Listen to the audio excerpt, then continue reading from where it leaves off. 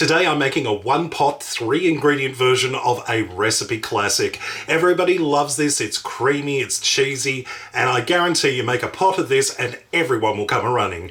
Let's make my beautiful one-pot, 3-ingredient mac and cheese on the One Pot Chef.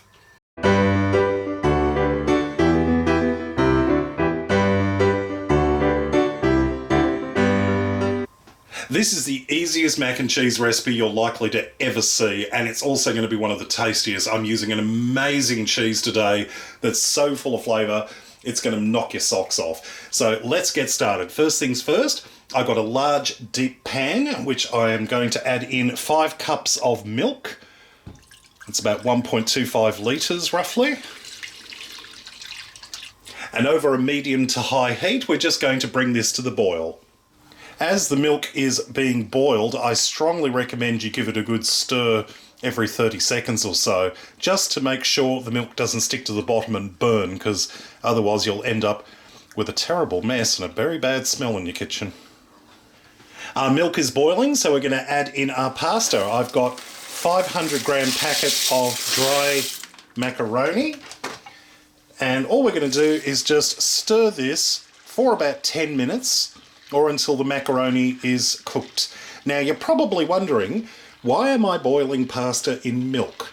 Well, this comes under the category of killing 2 birds with 1 stone, because what we need to do is obviously boil the pasta, and we also need to make a creamy cheesy sauce because we're making mac and cheese.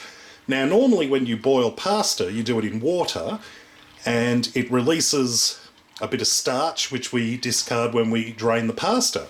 But what we're doing here is the starch is releasing into the milk, which is going to help to thicken it and be the basis for our sauce. So when we add our cheese in, we're going to have a beautiful cheesy thick sauce with lovely cooked pasta, and it's done all in one pot, so there's less washing up. So just keep stirring this continuously, making sure nothing sticks to the bottom until that pasta is lovely and tender. And after 10 minutes you can see the pasta has swollen up and the milk has reduced down and thickened slightly. So we can turn the heat off, and we're going to take this off the heat completely, and then we're going to turn this into mac and cheese.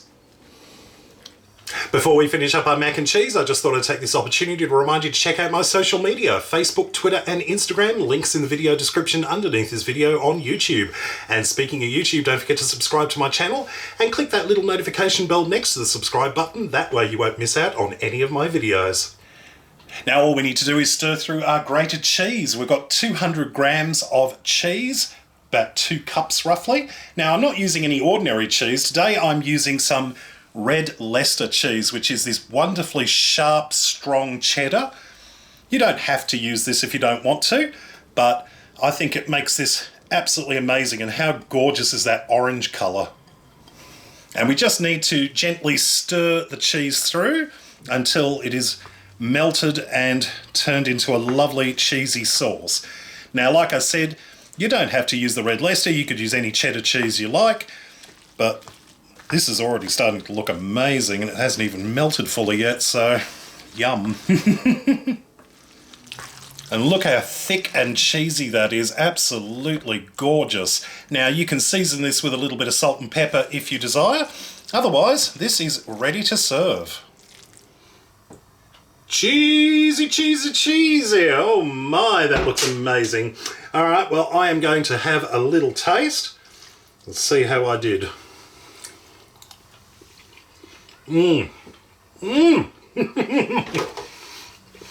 Gorgeous. The sauce has coated everything. It's beautiful and creamy, and the cheese in it, that Red Leicester, gives it that lovely sharp bitey cheddar flavour, but it's not too overpowering. The pasta is beautifully tender, and everything just works together so well. It's just absolutely gorgeous. Your family's going to love this.